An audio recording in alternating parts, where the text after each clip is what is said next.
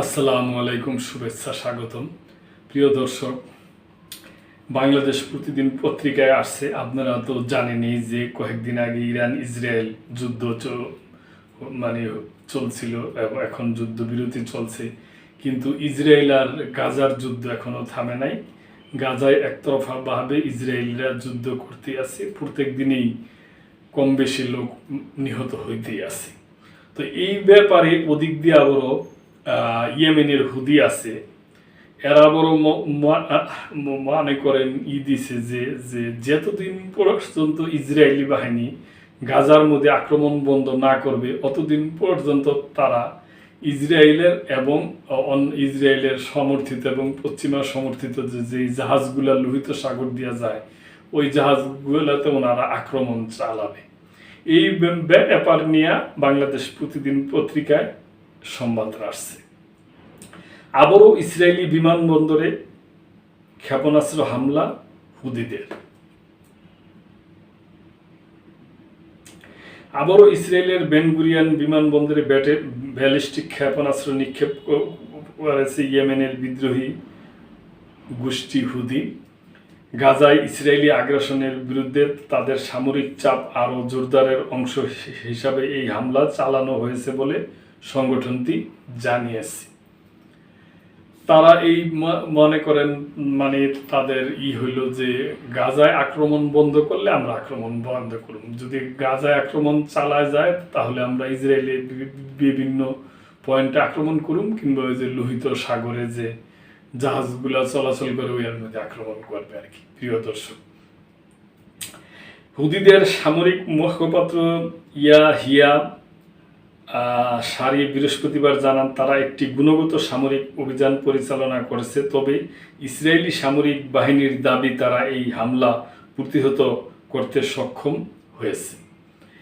একই সঙ্গে গ্রিসের পরিচালিত ও লাইবেরিয়ার ফ্ল্যাগধারী ইটারনিটি সি নামক একটি পণ্যবাহী জাহাজে হুদিদের হামলায় অন্তত 4 জন নাবিক নিহত হয়েছে বলে জানায় সামুদ্রিক নিরাপত্তা সূত্র।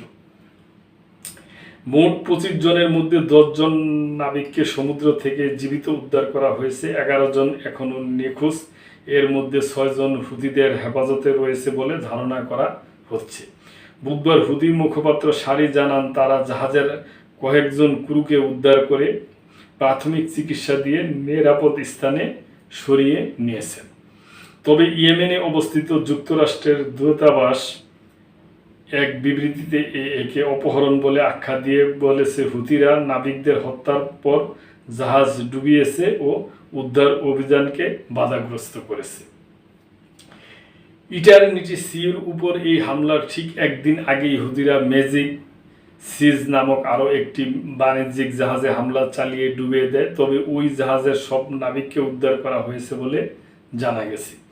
এই ধারাবাহিক হামলার পর হুদিরা ঘোষণা করে ইসরায়েলি মালিকানাধীন বা ইসরায়েলের সঙ্গে সংশ্লিষ্ট কোম্পানির জাহাজগুলো এখন তাদের বৈধ লক্ষ্যবস্তু। প্রিয় দর্শক, আমি বললাম না যে ওনাদের ওইটাই খুব, যে ইসরায়েল যতদিন পর্যন্ত গাজায় যুদ্ধ বন্ধ না করবে এতদিন পর্যন্ত এই অবস্থা করবে। তারা জানান যতদিন না গাজায় আগ্রাসন বন্ধ হচ্ছে এবং অবরোধ প্রত্যাহার করা হচ্ছে, ততদিন লোহিত ও আরব সাগরে ইসরায়েলি নৌ চলাচল বন্ধ রাখতে তারা প্রতিশ্রুতিবদ্ধ। এটা হুদিদের বক্তব্য আর কি। তবে প্রিয় দর্শক, আমরা বরাবরই শান্তির পক্ষে। আমরা চাই যে আমেরিকা, ইসরায়েল, ফিলিস্তিন এবং ইয়েমেন এবং হুদি এবং আরও যারা সংগঠন আছে, ইরান, সবাই মিললে একটা আলাপ আলোচনা করে অবশ্যই যুদ্ধটা যেন বন্ধ হয়ে যায়, যুদ্ধটা যেন অবশ্যই বিরতি থাকে এবং স্থায়ী একটা যুদ্ধ বিরতি থাকে এবং ওই এলাকায় একটা শান্তি ফিরে আসে। তার কারণে এই যুদ্ধ সব পক্ষ, সব দেশ, সব গোষ্ঠীকেই ক্ষতি করে। জানের তো ক্ষতি আছেই, প্রচুর মানুষ নিহত হইতেছে এবং সম্পদেরও তো প্রচুর ক্ষতি। এখন এটা আর চায় না দর্শক।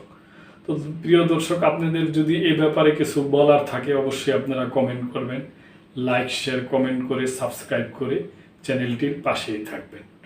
আল্লাহ হাফেজ।